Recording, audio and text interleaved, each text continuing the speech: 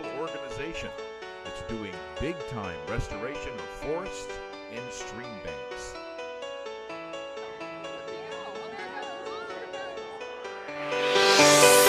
Hello, I'm John Letz, producer of Adventures in Education.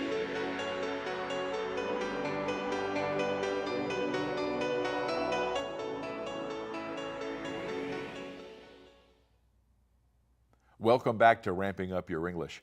We're helping intermediate level English learners improve their English. This is segment 3 of episode 46. We had homework in episode 44 to apply the strategies we learned for describing an animal to describing a black bear. Let's check that homework to have you see how you did. First, I have to point out that everyone's assignments are going to look different from mine and from each other. So when I point out the elements that would enhance a description, that doesn't mean there's anything wrong with the way you did your description. These are just guidelines, one way to look at a description. You may see some things here that you want to add to your description, or maybe you prefer yours the way you did it the first time. I chose the familiar animal of a dog to begin my comparison. Now you might remember the first time I saw a black bear in the wild was one that was running away from me, and at a distance my first reaction was, wow, that's a pretty big dog. So I chose dog for my familiar animal. From a distance, a black bear has a resemblance to a large dog, yet an adult bear is much larger and bulkier than even the largest dog. Using the transition word yet tells the listener and reader that I'm going to point out some differences. Now my next task is to describe how a black bear is different from a big dog.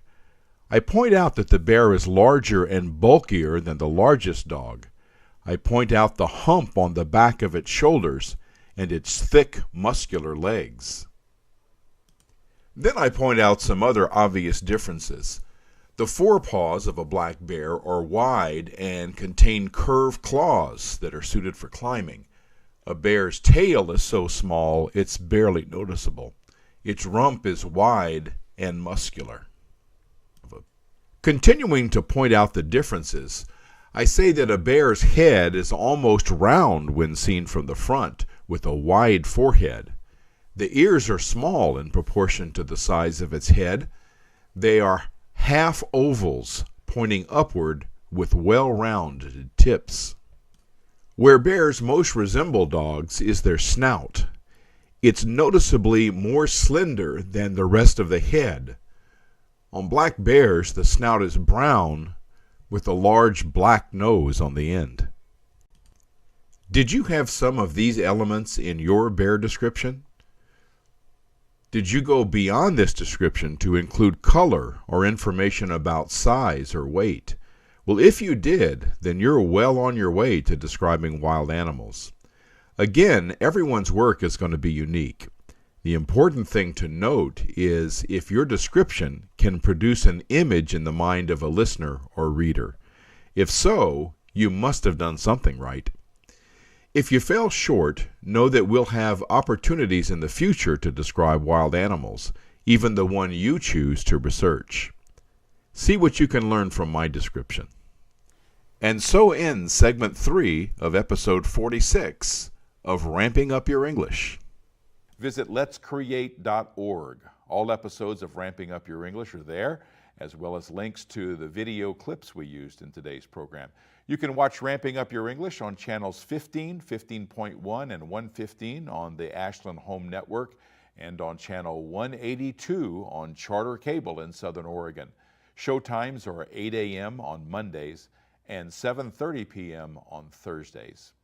Now, channels and show times will vary in other parts of the country.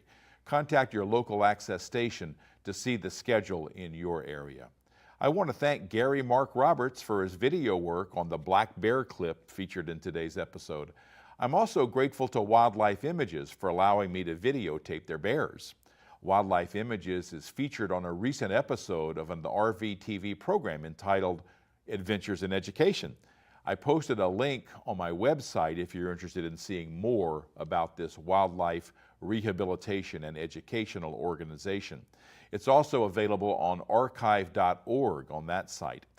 I have to thank, I don't have to, I want to thank my director, Denise Ross, and my talented crew, and my listeners and viewers. I want to thank all of you. All of you helped to make this program an award winner. Join us next time for Ramping Up Your English. I'm John Letz. You've been watching Ramping Up Your English, a support program for intermediate level English language learners. Learn more. Visit our website at letscreate.org. You can also watch or download today's program at archive.org/details/roadtv. Join us next time on RBTV Voices for Ramping Up Your English.